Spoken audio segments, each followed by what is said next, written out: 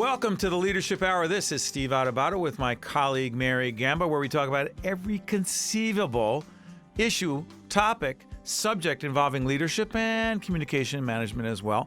Mary, how are you doing today? I'm doing great, Steve. How are you? Good. We're going to be talking to our great friend Frank Longobardi, who is the Chief Executive Officer at CohnReznick, one of the largest and most successful accounting firms in the nation.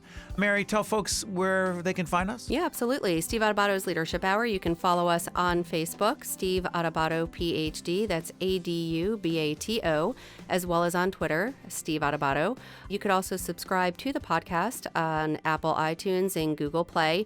And always, you can check us out on our website, stand-deliver.com, where there's great free resources. There's articles, tips and tools on communication, leadership, everything and anything you'll ever want to know. Great stuff. By the way, before we go any further, I want to make sure we thank one of our most significant sponsors, New Jersey Resources, and our good friend Larry Downs down at New Jersey Resources, and those folks and all the other folks who sponsor the Leadership Hour on AM 970 out of New York City.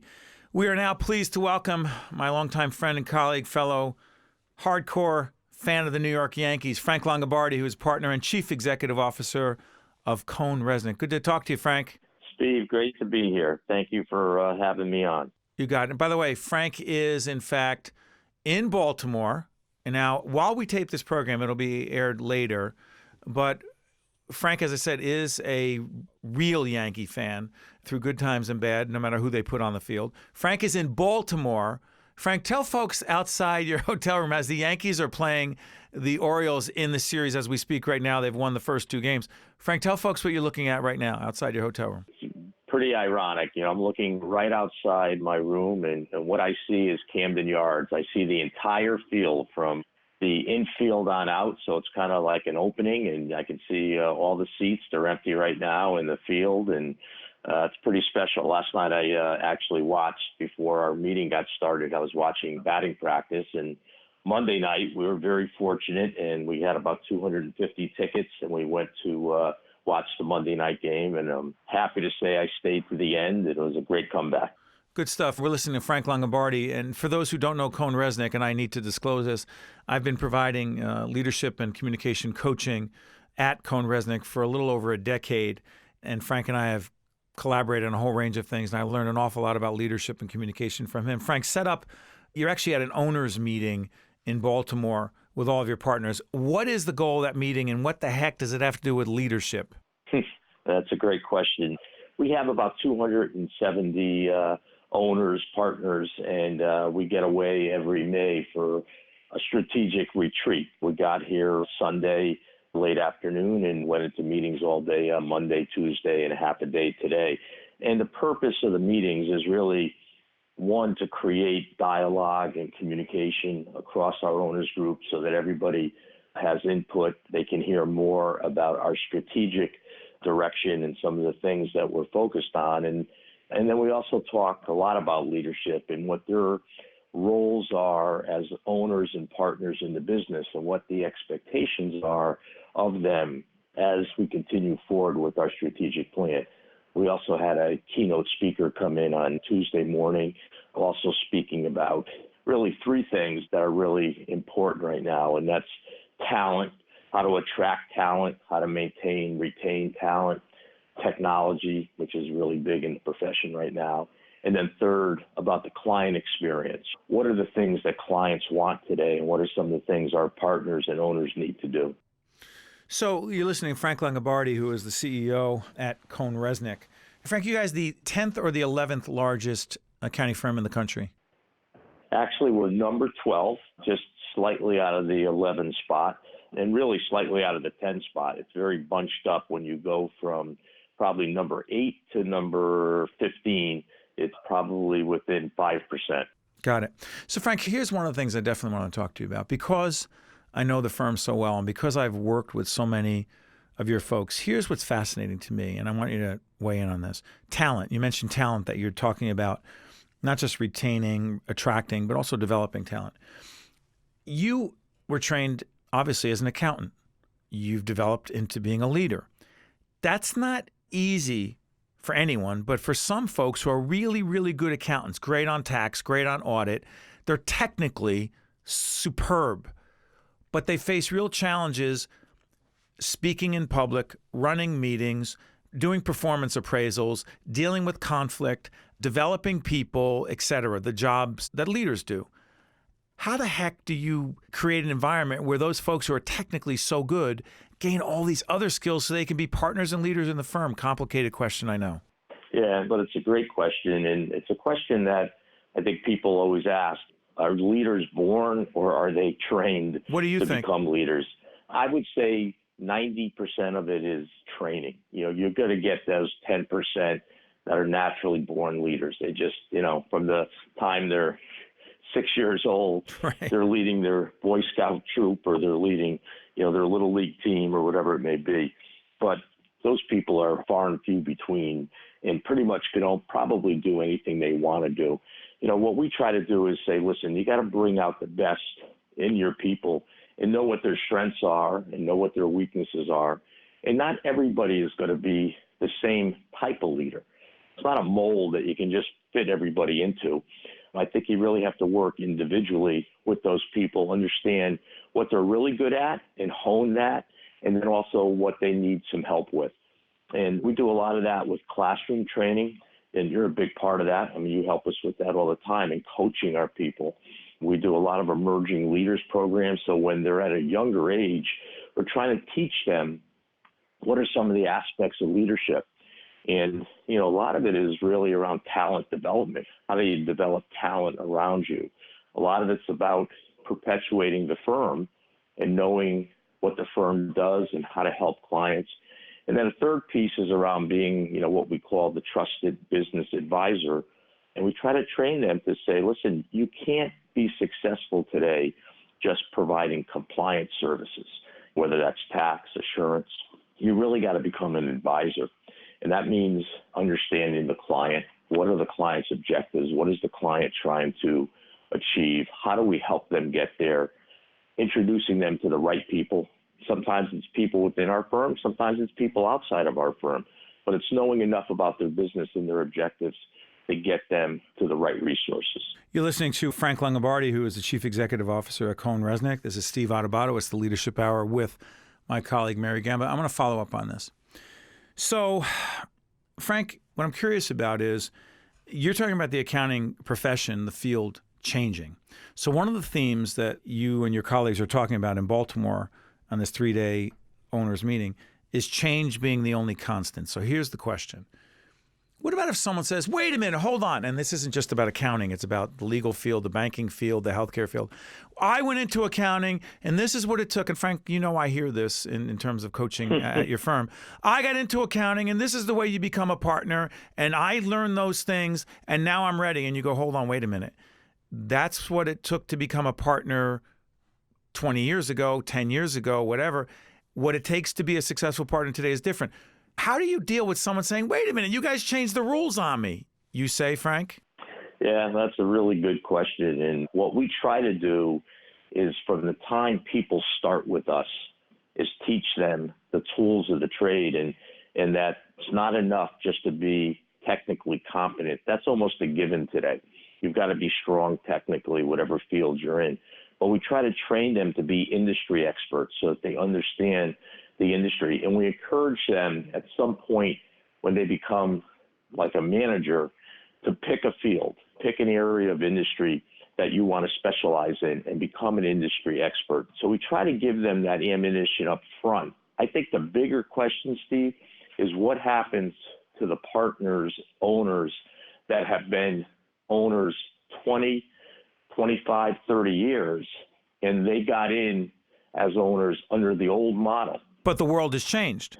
But the world has changed. That's the biggest challenge facing the profession today is how to get some of our owners, not all and some of them are your colleagues, them, Frank. You grew up with these some folks. of my colleagues and friends and, trying to get them to change, trying to get them to adapt to new technology, new services, understanding the client better, all those things. And that's not always easy. Is that what you see your job being? I mean, I know it's everyone's job, but how do you set that tone? It's not easy because, we have 26 offices, including 4 internationally, but it's a tone I have to set, and then I have to make sure the people that report to me are also setting that tone when they're in the field. You know, we have regional managing partners, we have office managing partners, Right. we have industry leaders, and we try to set that tone by the entire leadership team and trying to take our partners and providing them the tools they need to be successful. But it's not always easy. I would say it's the biggest challenge facing not only our firm, but every CPA firm. If I talk to CEOs all the way up to the big four and all the way down to smaller firms, it's that not every partner or owner is created equal. You have to try to build to their strength. This is the Leadership Hour with Steve Adubato, and we're listening to Frank Longobardi, who is a partner but is also the Chief Executive Officer at CohnReznick. So one of my last questions, Frank, is this. Like any organization, there are fiscal restraints. Times are tough. Correct. I know that you've had to deliver challenging messages around economics. Decisions are made not as if there's all the money in the world, because there isn't. Everything's finite. Resources are finite. Has it been hard for you as, I'm going to say this because we've known each other a long time, Frank, you're a, quote, nice guy, but you also have to deliver hard messages. And sometimes they're around budgets, economics, finances. Is that harder for you because there are some people who don't care because they're just nasty and tough and they don't really care. They don't see it as bad news. I can't imagine that's easy for you. That's a really interesting comment.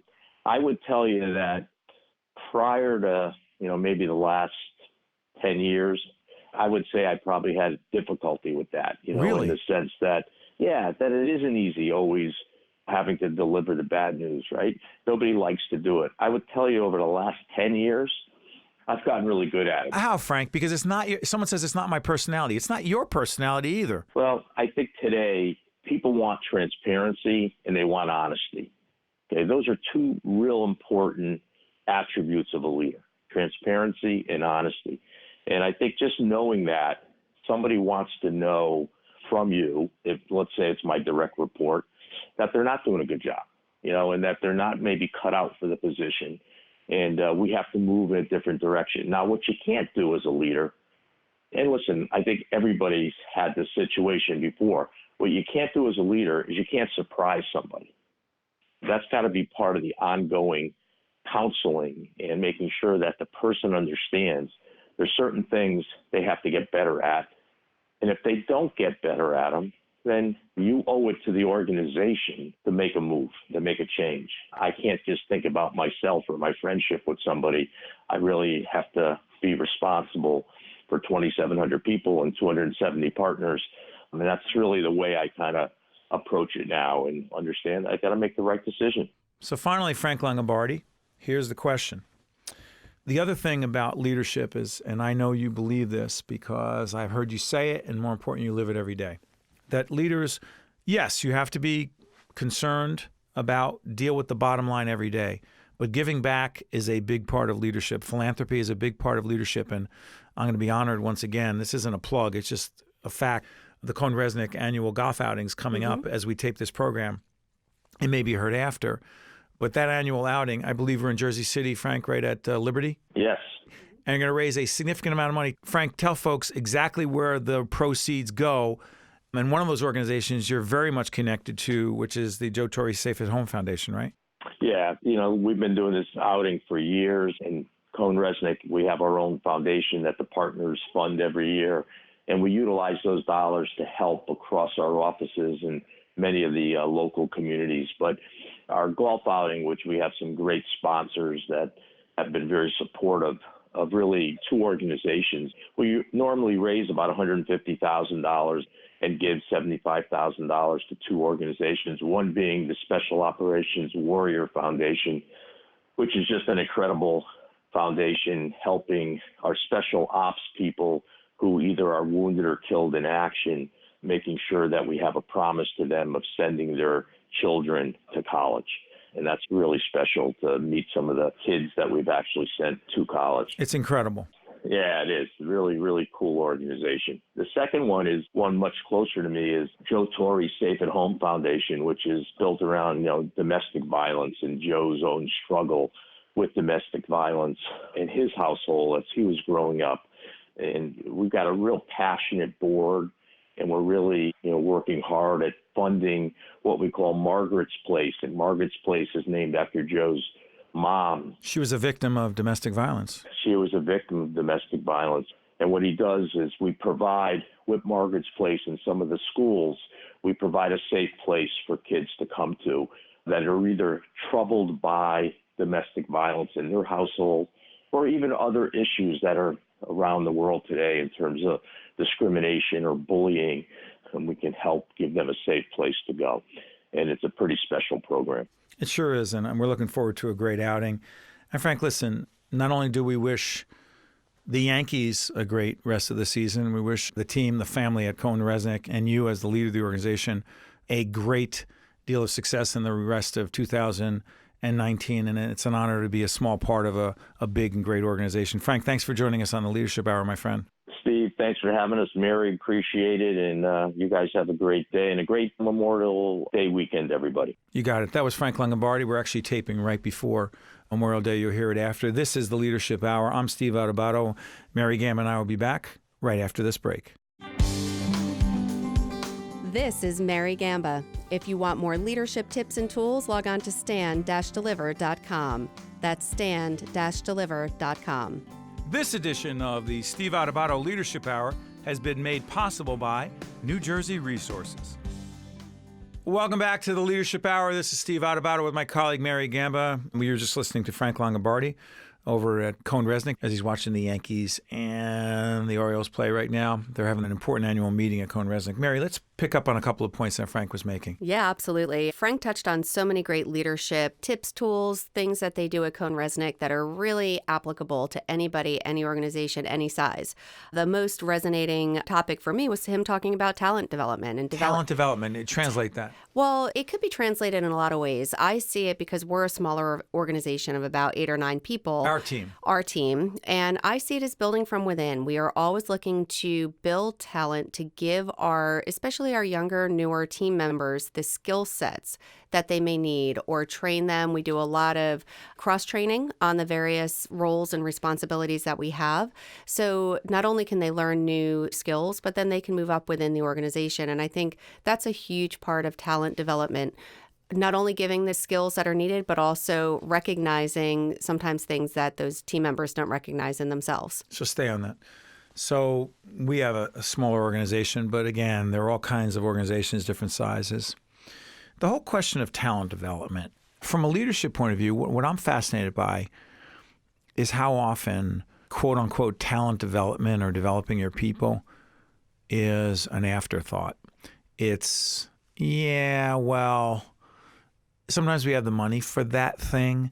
Sometimes we don't have the money for doing that thing. And we could take it or leave it, as if it's some sort of thing you can leave. Right. And somehow people will develop organically. Doesn't happen. Mm-hmm. Doesn't happen. And that's taking a very linear view, a linear approach to talent development. We don't have the money. Sorry. If you don't have the money, then you can find ways to grow the talent within your organization if you are a good leader. You can get creative. You can lead your own mini seminar within. We always call it Train the Trainers, right? So you could take skills, tools. You could just simply find a book that you read on leadership that you think was tremendously valuable. Share with others. You could, it's a small investment. How about an article? You don't have time for a book. You come online with a really great article. Yeah, you and I do that all the time. You'll send a text, hey, I just saw this really great article. We could talk about it on the Leadership Hour. Or it could just be that you and I may have been dealing with an issue with our own team or with one of the people that we coach. And you may find an article that is valuable. And reading, learning, and being a lifelong learner are one of the key tips, tools to being a successful leader, for sure. What's interesting is the economics. Yeah, that's for a formal leadership development program, talent development. Yeah, I get that.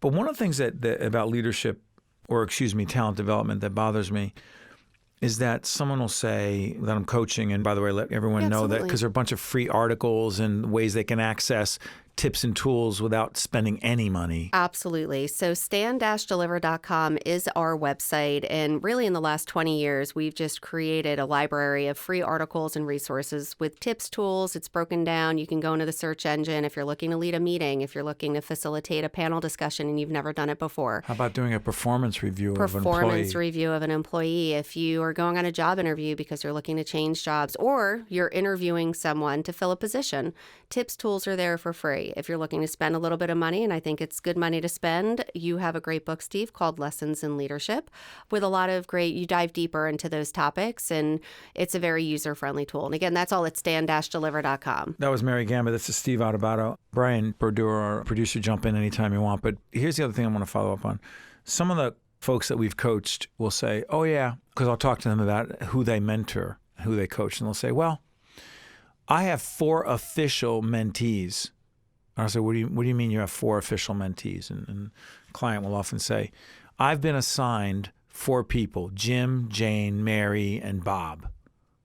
I go, okay, well, what do you mean you mentor them? Well, the company said that I have to mentor those 4 people. What do you do? I meet with them once or twice a year and check in with them. I have lunch with them and I find out what they're doing. I said, hold on one second. What do you mean? Well, yeah, that's our official mentoring program. So go back to talent development. I'm arguing that being an official mentor and having an official mentee, if you check off the box and say that's what I'm doing in terms of talent development, you're not developing anyone. You're just saying you have a program. Mm-hmm. What is real mentoring, real coaching internally? No cost. What does it really look like beyond the articles and things you talked about? Yeah. What does it really look like? Go, Mary, and then Brian. Yeah, absolutely. In my opinion, what that looks like, and through my experience, it's giving someone else on your team not only your time, sitting down with them. Which is valuable. It's so hard. We all have our to-do list. We all have work that we need to get done, and I'm very guilty of it. I get it, my computer in the morning, and then lunch goes by, and next thing you know, it's 5 o'clock or after. And you often tell me, excuse me for interrupting, Mary will tell me, listen, we have to cut this conversation short because I'll be going on about something. And Mary will say, listen, I have work to do. I have work to do. I'm sorry. Absolutely. So thanks for noticing. And yes, so oftentimes though, I'll not take the time that is needed to go downstairs where I have a couple floors of our office and go into the office of one of my colleagues to touch base, to say a simple question. How are you doing? What challenges are you facing today? Is there anything I can help you with? To just even follow up on a project. Sure, you could shoot off an email and just say, hey, give me an update by tomorrow at 5 p.m., setting a specific deadline on something. But true coaching mentoring means that FaceTime with that person, it lets them know that you care enough to, and it could be 5 minutes, that you care enough to hear what they have to say. And then if they are experience a challenge or anything, you can work it through with them, you can guide them. And then most importantly, then follow up a couple days or a week later to see if they've really made progress. So it's about time, in my opinion. It's about building, Brian, is it building it into your leadership DNA? Ooh. Meaning it's not something you do. Meaning, I got to do that mentoring and coaching thing because Adubato and other people say, you got to coach people. I got to do that thing. I'm arguing if it's not in your DNA and you don't build it into your life, it ain't happening. Well, we went through this door as part of the staff retention, staff growth topic. And in my opinion, mentoring is a crucial part of that. And it's about a relationship too. So as leaders, you know, the Pied Piper aspect is, well, we're going down this way. And that relationship can be fostered within mentor relationships of both in leadership chain, both in just the general organization. And it's about support and about growth, as we were talking about in other episodes. It's a crucial thing. It's a crucial thing. It really is.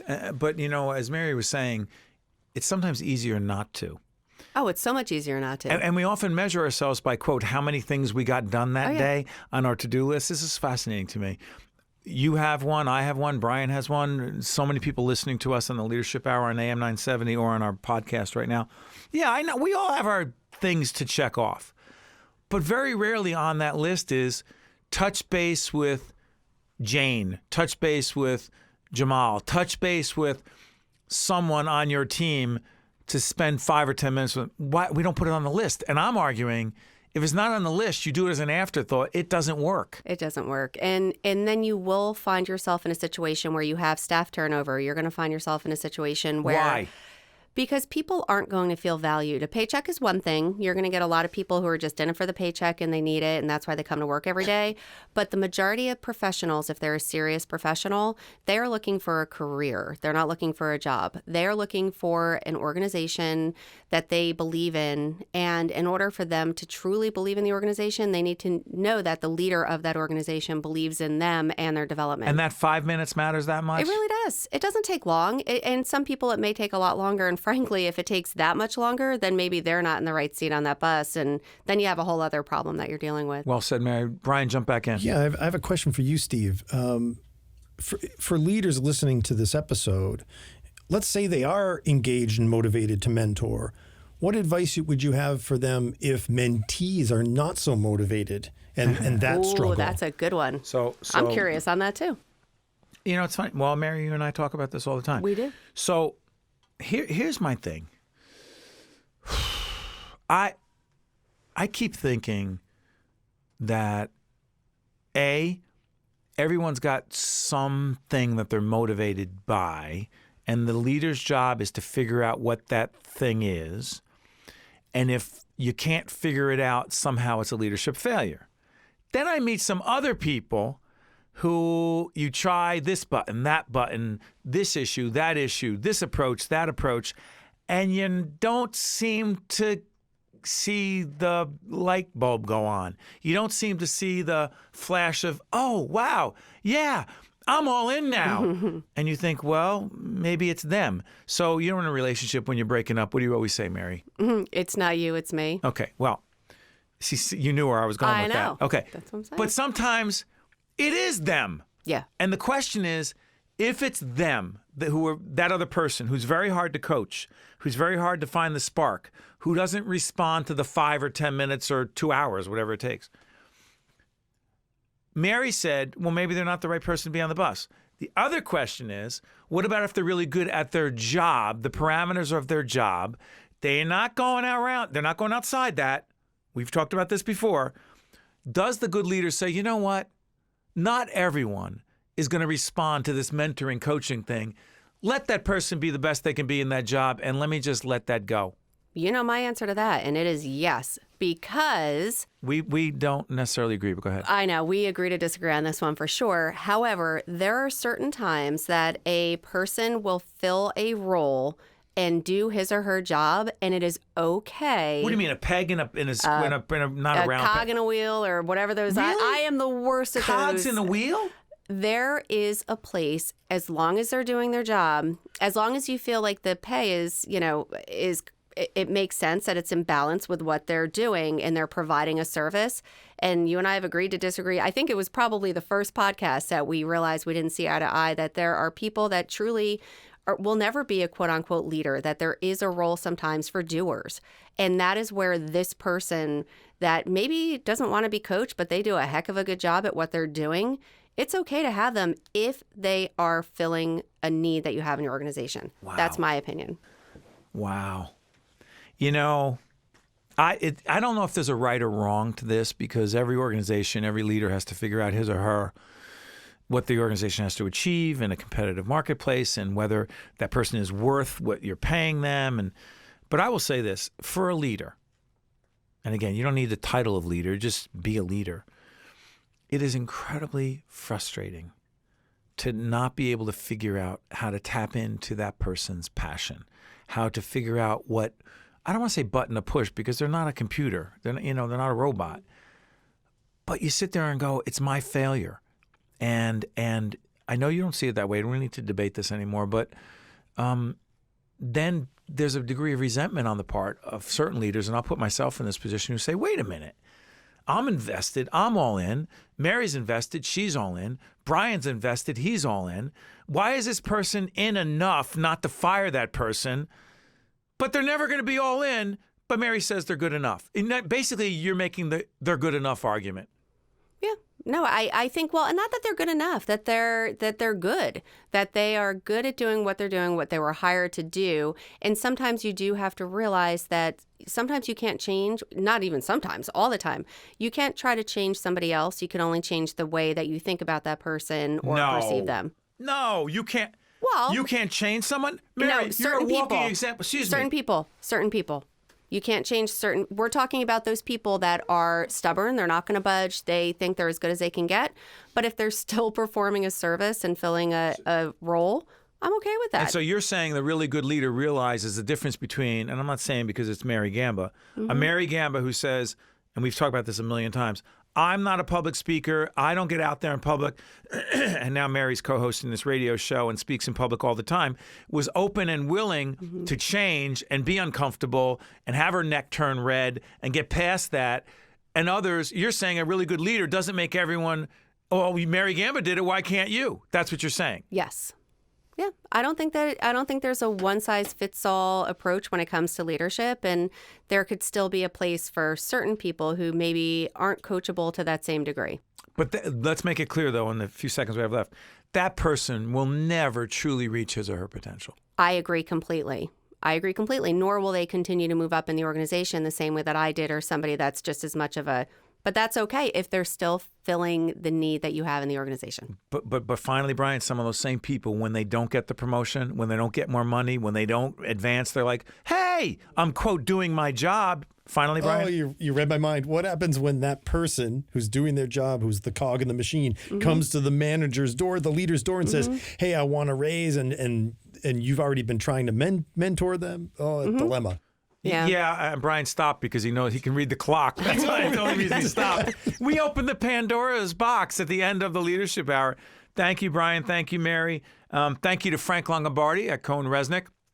And also, Mary, can we do a quick thank you real quick before we get out of here? Yeah, absolutely. To all of our Stand and Deliver clients who have been so supportive of what we do and, frankly, help us do what we do on the Leadership Hour. Yeah, Go. we'd love to talk about them. We, Valley Bank, CohnReznick, Hackensack Meridian Health. We've got NJ Resources, RWJ Barnabas Health, Gibbons, NJ Sharing Network, MD Advantage, St. Joseph's Health, the list goes on and on. The International Union of Operating Engineers, Local 825. It's just a great group of clients that we have the privilege to get to work with all the time. It is an honor, and it's always a pleasure to be with Mary and be with Brian. By the way, Brian signed up to produce and make this show possible. He did not sign up to be an on-air personality, but it just shows his level of flexibility as we're talking about, hey, wait a minute, a cog in a wheel. It doesn't work on the Leadership Hour. You're my mentor, Steve. Yeah, I don't know about that. This is Steve Adubato. Catch you next time on the Leadership Hour.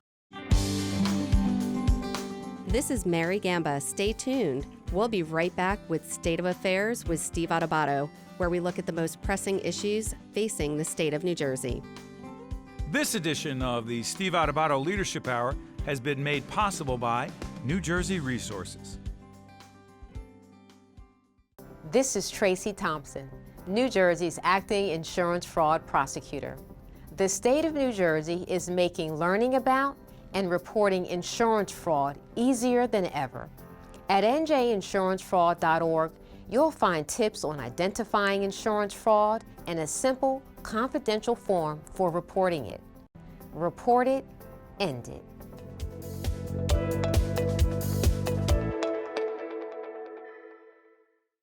Hi, I'm Joe Roth.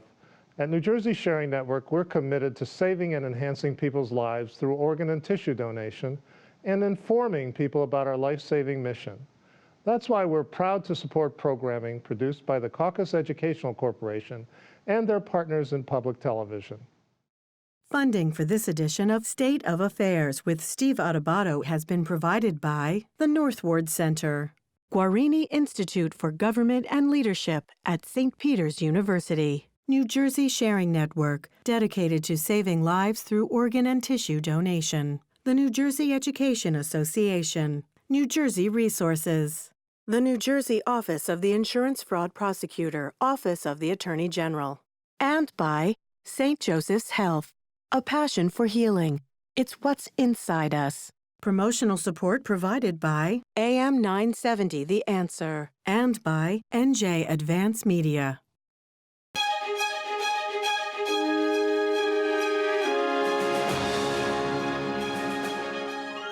Welcome to State of Affairs. I'm Steve Adubato. We're, in fact, coming to you from the Agnes Veris NJTV studio in Newark, New Jersey. It's our honor to introduce for the first time with us Brandon McKoy, president of New Jersey Policy Perspective, which is an organization that does what?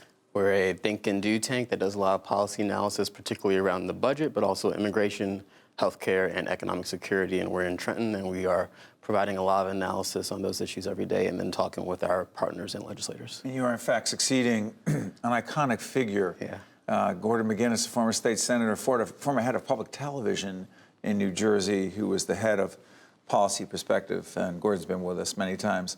So, Ian, it's interesting. There's so many issues that are going on, so many things going on in Trenton that have national implications. Let's go through some of them. Your organization did a 10-year analysis of New Jersey's 2008 School Funding Reform Act, right? Yeah. We're supposed to move money around, get it where the money needed to go, help urban areas, help communities that have gotten the shaft somehow in state funding. What did you find? I think we found that mostly the places where you see more funding for different schools and the places where you see less poverty, you see students doing much better. It's kind of, you know, really positive to see that New Jersey is keeping its public education system so highly funded and invested, and that this is a major asset for a state like ours. You know, we only are in second place behind Massachusetts when it comes to public education quality, and a lot of people come to New Jersey for that. And so we want to make sure that the state continues to invest resources in this very important asset. But did you also look at some suburban communities that have been saying historically they're getting the shaft because a disproportionate amount of money is going to communities like Jersey City, an urban area, one of the original Abbott districts, if I'm not mistaken, in the Abbott court decision going back. But here's the thing. Jersey City is not a poor community across the board and has economic development going on all over the place. And so it's my long-winded question is, did you look at the fact that there's some places like Hoboken and Jersey City doing well, called urban, and some other communities struggling that are suburban, not all that well? Yeah, and I think this is an argument to fully fund the formula. Right? What does it mean to fully fund the formula? So the state, under the Abbott decision, set across the Abbott state Supreme Court decision, right, that every child will, well, the Constitution of 47 said every child will get a thorough and efficient education. Getting there's another story. Exactly. And so, yes, Jersey City is doing much better than it has in past decades, but it's still a tale of two cities. And you see that with a lot of urban areas is where you might have a really quality school in one part of the city, but then a not so great school in another part of the city. So this report is really talking about that. It's trying to highlight that funding is important. Yeah, but funding from the state, but respectfully, if there's more real estate development and more property taxes being paid in that community, and property tax is the primary form of funding public schools, doesn't that mean, ergo, that community is getting more money into the schools? Once the tax rebates go away. What do you mean? So we have a lot, you have a lot of people moving into Jersey City who are paying more in property taxes, but a lot of the development you're seeing is the result of a lot of tax rebates that are just now starting to come off the rolls. So, you mean deals that were cut to get people there, incentives? Yes, absolutely. So we want to make sure that while that's going to come in at some point, you still need to fund the schools in the meantime. Interesting stuff. Millionaire's tax. The Governor Murphy has proposed it. Yes. Senate President Sweeney said, no way, not going to happen. By the way, we'll have President Sweeney, Jackie next week, Jackie Heyer, our executive producer next week. We'll have the senator in, talk about that. Speaker Coughlin said no way. So if the Speaker of the House and the President and the Senate are saying no way with this millionaire's tax, the Governor's saying yes, why are you and your organization saying we need it when in fact it's not going through the legislature, clearly? So, you know, we've heard lots of things not going through the legislature before in the past, and then sometimes we get down to brass tacks and the deal happens. Millionaire's tax is something. I mean, the millionaire's tax would provide an extra $450-some-odd million in revenue a year. It's very reliable. It's very sustainable. But, you know, millionaire's tax is not just about revenue. Obviously, that's a big part of it. That's really important. I mean, additional revenue that wealthier New Jerseyans would pay into the state coffers. Right, and again, this is a tax over $1 million, right? If you make up to $1 million, you're not paying this extra, this reduced, it's over this and above. Increased rate, right? This is over $1 million per year. This is also about tax fairness. Right now in New Jersey, you have a lot of middle-class families who pay more in state and local taxes total than the richest people in the state. And that's not very, very fair. So we want to have a more progressive tax code. We want to make sure that the richest people who have more ability to pay are paying as much as they can. But Brandon, what happens if a wealthy New Jerseyan says, you know what, I'm done. I'm out of here. I'm going to Florida. they don't even have an income tax. I'm going to another state with a lower income tax. And then how is it that we expect that revenue to come in? If that person leaves, we no longer get that revenue. And we all have heard that anecdotal story, right? And we all have friends and That's right. Parents of friends who have said, I'm out of here, I'm done, this is too much. Or at least I'm out of here in Florida long enough, 6 months and a day, whatever, to not pay the taxes here. Go ahead. Florida, North Carolina, the Sun Belt, whatever it may be. Got it. The data shows that no matter how much we increase taxes on the wealthy, they're not fleeing. In 1994, we had 6,000 some odd wealthy households, meaning households making over 500,000. Today, we have 65,000. So the only time that the number of wealthy households has dipped has been during recessions, and that is a very big concern. But what it shows us is that people are here in New Jersey because of assets, because of access, and because they can get to a lot of things that are going to help them be successful. Brandon, let me ask you this. You and your colleagues have done a report looking at how many immigrants own businesses in the state. Talk about that. So our policy analyst, Erica Nava, did a really groundbreaking report looking at the fact that more than you'd expect, a lot of businesses on Main Street in New Jersey are owned by immigrants. And this is for a lot of reasons, but... Immigrants who are here legally as well as undocumented? Mostly, I mean, legally is what we're looking at. We're looking at people who came here, made a life for themselves, and are contributing to the economy in a significant fashion. A lot of the reason that we found for immigrants owning businesses is not just the fact that they're coming to the country, they're trying to make something of their lives here, but also they faced a lot of discrimination in the workplace, so they felt like they had no choice but to start their own business. Interesting. Last question before I let you go. We're not here to talk politics, and I actually said to Brandon that our show is less about politics and more about public policy. But the public policy debate going on in Washington, if you will, with Democrats, some moving very far to the left, the new Green Deal, tax wealthier Americans, et cetera, versus those who are more moderate Democrats. Is that something you're following? Oh, absolutely, because it's changing the way that we talk about these issues. And I think that this is a conversation that's dealing with a lot of the challenges that people face on a daily basis. And it's really highlighting how much poverty there is in this country and trying to highlight policies that are actually going to address them once and for all. Finally, do you do any research on President Trump and his policies as it connects and relates to the people you care about every day? Oh, yeah, we do a lot of research on immigration, as we talked about, also healthcare. How's he doing? A lot of the president's policies are very, very harmful and dangerous and damaging for the people in New Jersey. Attacking the Affordable Care Act was a problem. The family separation at the border is a significant problem. The SALT deduction is very harmful for a lot of middle-class families. The limitation, $10,000, that's it for local property taxes, state taxes, that's it. Yes. Not good. Not in good, your opinion. And it's going to have long-term damage for us. Brandon McKoy, don't let this be the last time. I'll get that out there with us on State of Affairs. You're the president of New Jersey Policy Perspective. We wish you all the best. Thank you. Thank you very much, Steve. Thank you. Yes. This is State of Affairs. I'm Steve Adubato. We'll be right back after this. To see more State of Affairs with Steve Adubato programs, visit us online at stateofaffairsnj.org. If you would like to express an opinion, email us at info@caucusnj.org. Find us on Facebook at facebook.com/Steve Adubato, PhD. And follow us on Twitter at Steve Adubato. Hi, I'm Steve Adubato, coming to you from Newark, New Jersey, the North Ward Center. We just finished a panel discussion dealing with autism, and you realize as you watch this program, we're talking about a different way of thinking about autism. We're honored to be joined by a member of the state legislature who's been thinking about autism for a long time, Assemblywoman Valerie Vainieri Huttle, who's Deputy Speaker of the General Assembly, a leader in this initiative. Biggest takeaway for you from the panel discussion we just had on autism was? Great discussion. I think we left out a couple of things that, if I may just talk about. We talked about research. We talked about support services. But we left out the protection of those kids with autism from abuse and neglect.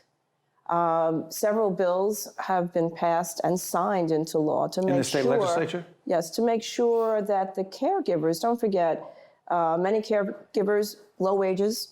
We need to raise those wages and have the professional people there that are trained properly in autism or with students or children or post-21 adults with autism.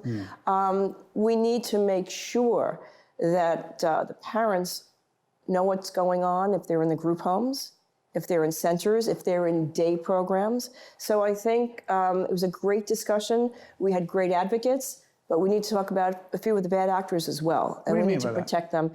A few of the bad actors. Many times, and what I've heard, children have come home with bruises, and there's physical abuse. And by the way, I want to make it clear, if you don't know this about the Assemblywoman, when it comes to the issue of bullying, a leader in the legislature on this issue as well. Is it connected? It certainly is. How so? Especially when you have the high spectrum, or the high, I hate to use the word functioning, there should be a better word, but when you have people with abilities that are able to be included in the community, there's certainly, as we talked about a little bit about a stigma, and those kids tend to be bullied, obviously.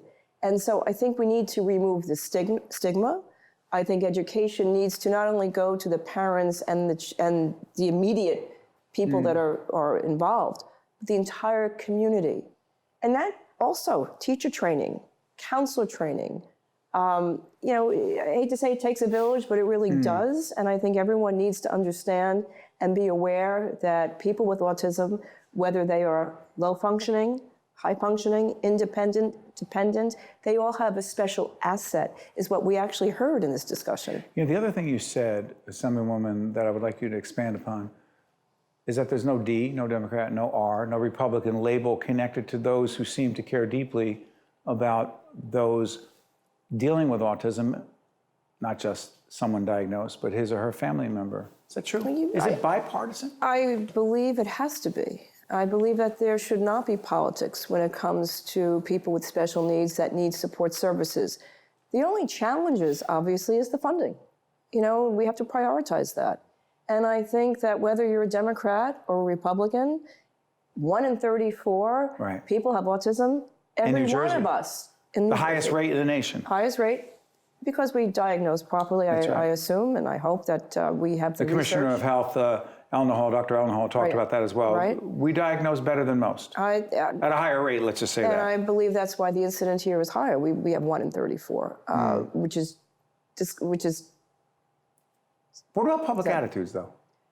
I think we are getting better. And that's why I think when you have people that where's that person became the first attorney, right? Yeah, we're talking about this when you check out the 2.5 hours. What was her name? There's a young woman, Hallie Moss, Florida. I think she's only mid-20s. First lawyer openly, if you will, that's person with autism. That's a role model. And that's also a symbol of erasing the stigma that, you can achieve things in your own time, in your own time frame, and on your own level. For example, there are supermarkets. When I go to my supermarket, the grocery baggers, there are people from the ARC program, from the DAY program, and they're out bagging my groceries. It gives them a sense of pride, a sense of accomplishment, and they're important people in the community. Absolutely. You go to restaurants, you ever see sometimes, I know one restaurant I go to, they have some of the students from the DAY program just folding napkins. So, whether it's a small task, whether it's going to law school, one size, as we mentioned, doesn't fit all, and everyone has their own special abilities. Sorry for interrupting someone. That is, in fact, a different way of thinking. That was what struck, one of the things that struck me in our panel discussion was that thinking, quote unquote, one size fits all when it comes to dealing with autism doesn't work. No. I had, and I think we mentioned this before, I had a person that was born with infantile autism. The mother thought that he would never be able to even go through school. He went through public schools, and I think he's probably 30 now, and he worked in my office as an intern, as a special coordinator. And your legislative staff? Outreach, an outreach coordinator to the community with special needs. He's brilliant. He's brilliant. He's smarter than many of us. And just to give him the opportunity, to give him, a task to do, whether it's climate change, the information that he came back with was amazing. The research. It's just giving people an opportunity to give them that sense that they can accomplish anything that they think they can. We have to give them that opportunity. Let me ask you this before I let you go. How many of your colleagues do you think in the Senate and or the General Assembly know that you had someone on your staff who who's dealing with certain challenges, but has certain clearly very special skills? I think most of them knew because he had his own business card and he would go downtown and stand, go to Starbucks and pass out the business card. I got a lot of calls. But no, I think most people knew. And actually, somebody just called me and said, can you use this intern?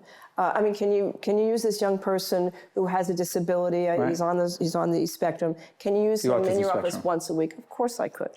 We'll find something to do for him. I said I would let you go, but I want to press on this. Federal legislation, Senator Robert Menendez, leader in this effort. Talk about it real quick. Yeah, well, he is proposing legislation to create funding on a federal level that would help in the education and awareness aspect of autism. And I think that speaks volumes because he's a champion. He's always been a champion. And he's trying to do, or he is doing, the same thing we are doing in New Jersey on a federal level. Are we hoping that the bipartisanship that you refer to in the state house in New Jersey would replicate itself in Washington? On this issue, I hope it will. And the president, you believe, is just as committed? I would hope that he would be. This is not a partisan issue. Yeah, I would hope that he would be on board. Senator, thank you, not just for joining us once again for this discussion, but for always participating in public television conversations about important issues. It's important we get the message out. Thank you very much. Well done. Yeah. To see more State of Affairs with Steve Adubato programs, visit us online at stateofaffairsnj.org. If you would like to express an opinion, email us at info@caucusnj.org. Find us on Facebook at facebook.com/Steve Adubato, PhD. And follow us on Twitter at Steve Adubato. State of Affairs is pleased to welcome Tom Bergeron, editor, Chief Content Officer, ROINJ. Tom, thanks for joining us. By the way, we have a cross-promotional partnership with your organization, trying to bring eyeballs, if you will, to what we do and what you do. Absolutely. How much of it is about eyeballs? Eyeballs are as important in the media. For what we do, it's the right eyeballs. Our concern is people always ask me what we cover, and I always answer it, it's not what we cover, but who we cover for. So we're trying to produce information that is going to be relevant to the movers and shakers and decision makers in the state. And when I say that, it doesn't necessarily mean the governor and the key leaders who read us, and we appreciate that. It's at all levels. CEOs of companies, it can be 3,000 employees, it can be 3 employees. So it's the people who are making decisions to make the economy run. That's who we're appealing to. By the way, by way of background, Tom spent about 20 years in sports broadcasting, move over to business, if you will, journalism, sports journalism, if you will, I'm sorry. And we're doing the show after the University of Virginia won the national championship. You graduated from? I did, University of Virginia. Yeah, Rutgers, we're doing great. So, so this is ROI, by the way. This happens to be written, this story on minimum wage by Anjali Kimlani, who was with us recently on State of Affairs. Check out that segment. She's really good. You have a massive staff, do you not? Yeah, there's about 9 of us, T to green, everything we do, sales, journalists, editors, inside, outside, that's what we do. And the publication started a couple of years ago. About 18 months, right. September of 2017 was our launch. Before we got on the air, we talked about niche media, niche journalism. We're niche. Some people say, how many people, what are your ratings? And in public broadcasting, yeah, it matters. But I often tell our people, it's who's watching, 100%. Why they watch, and what impact we have. I don't want to say that ours is yours, but is it? To some extent, listen, all media, all content, everything is niche publishing these days because people have so many choices, whether it's TV, radio, online, social, Twitter, all that kind of stuff. So really, you're appealing to a certain niche audience for what you perform. The people who are trying to appeal to everyone are the ones that are falling by the wayside. The ones that have found a niche are the ones that are exceeding far beyond what people think people are exceeding at. How are you doing the economics of this? As far as our paper? Yeah. We're doing pretty well. I mean, we're 18 months out, 19 months out. I'd like to say that we're breaking even, doing a little better. We're rolling. Our numbers in every facet are going up every month as far as readership, as far as advertising, as far as support, as far as branding. So we see us on a steadily climbing plane. We're happy where we are. Let's talk about the business community. A big part of your audience is the business community. The relationship between the business community and Governor Murphy's administration, particularly around policies that he is putting forth that impact the business community. Talk about it. Everybody likes the governor personally. Absolutely. Everyone is happy to talk to him. Everyone is pleased to see him. His policies from the business community are not necessarily well received. Such as? Well, such as everything he wants to do is going to be another tax. The business community feels like it's the same old story, that they're creating the jobs, that they're building the economy, and everything they do is they're constantly getting hit with this regulation, this tax. The business community laughs. You know, the governor doesn't mind taxing people, but when they lower the SALT deduction in the federal government, then he's upset about it. When they have congestion pricing, you know, you pay a little bit more to live in, so he'll say you pay a little bit more to live in New Jersey, and that's his justification for taxes. When New York wants to tax people in New Jersey, whoa, wait a minute, that's a problem. So the business community, listen, this is no different than any business community in any state and any municipality. They don't want to be taxed. They feel like they're driving the economy. It's always a give and take between the two sides. You know, Tom, we had a leader of a very progressive think tank, public policy perspective. Help me, Jackie, on that. Brandon McKoy, just on earlier today, we were taping. And I raised the issue of the millionaire's tax. And he said, look, it's a myth. Anecdotally, there are people who leave the state if, in fact, you tax people who are millionaires above every dollar, if you will, every dollar above $1 million, which is what the tax is, not at the beginning. It's everything over $1 million. He said, but the research, the stats don't back it up. We are not losing wealthier New Jerseyans if, in fact, you're shaking your head, if the income tax for millionaires is raised. You say? Lies, damn lies, and statistics.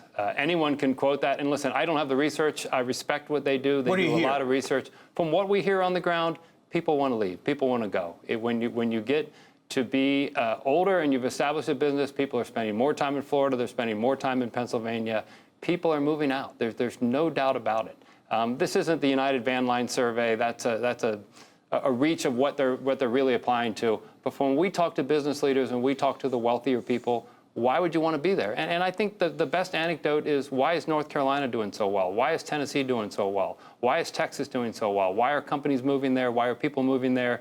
To pretend like people like taxes is foolish. Okay, so someone says, come on, they have nicer weather. You say? I say people don't want to pay taxes. Okay, but we want better schools. We want universal pre-K. We want to do what the federal government may not be doing if they do away with the ACA, the Affordable Care Act, and so Governor Murphy wants to protect us there. We want to have the minimum wage. People say they want those things, plus they want more state aid to their school districts, but we don't want to increase taxes. Is there a disconnect? Sure. Listen, it's real easy to say we should tax the really rich people, because there aren't a lot of really rich people, and everybody wants that. But when you understand what's going on in the economy and you see the different sides, the recent gravel with the EDA and the incentives that they came out, which we've talked about. The Economic Development Authority. Yeah, it's easy to quote that. Do you think they've been helpful to spur investment, particularly in urban communities, Camden, Newark, Jersey City, other places? Have you been to Camden, Newark, Jersey City, other places recently? They're looking better. They're looking unbelievably better. Would anyone have set foot in Camden without the EDA incentives? No way. Would Jersey City have grown up like that way? No way. Do things need to be changed and modified as they go along? Like any policy, absolutely. But to pretend like these things weren't helpful is crazy. They were incredibly helpful. Before I let you out of here, Governor Christie, Governor Murphy, the difference between A, how they deal with the media, B, how they deal with the business community. Minute left. Loaded question, I know. Murphy is a lot smoother with the media to some extent. Christie has been a lot smoother as far as getting things done. Easier to cover one versus another? Same. You love what you do. Love what I do. So, folks, the publication is ROI-NJ. By the way, ROI stands for? Return on information. It's not investment. It's not investment. We're giving you the information you need to make your business better. And information is? Information is anything about business and politics and government, the decision leaders for companies that will help them make money. That's Tom, our I was goal. going for information is power, but that's nice. Tom Bergeron, who is the editor and chief content officer, ROI-NJ. Thank you very much. Awesome. Thank you. I'm Steve Adubato. This is State of Affairs. We're coming to you from the NJ TV studio in Newark. Let's continue the conversation. Follow me on Twitter at Steve Adubato. I promise you, see you next week. State of Affairs with Steve Adubato is a production of the Caucus Educational Corporation, celebrating over 30 years of broadcast excellence. Funding for this edition of State of Affairs with Steve Adubato has been provided by the Northward Center, Guarini Institute for Government and Leadership at St. Peter's University, New Jersey Sharing Network, the New Jersey Education Association, New Jersey Resources. The New Jersey Office of the Insurance Fraud Prosecutor, Office of the Attorney General. And by St. Joseph's Health. Autism is one of the fastest-growing developmental disorders in the U.S. Here in New Jersey, 1 in every 41 children is diagnosed with autism. And when a child is diagnosed with autism, every member of the family is affected. While there currently is no cure for autism, early detection and intervention can offer critical improvements for the child and tremendous benefits for the family. To learn more about autism, contact the Binder Autism Center at St. Joseph's Children's Hospital.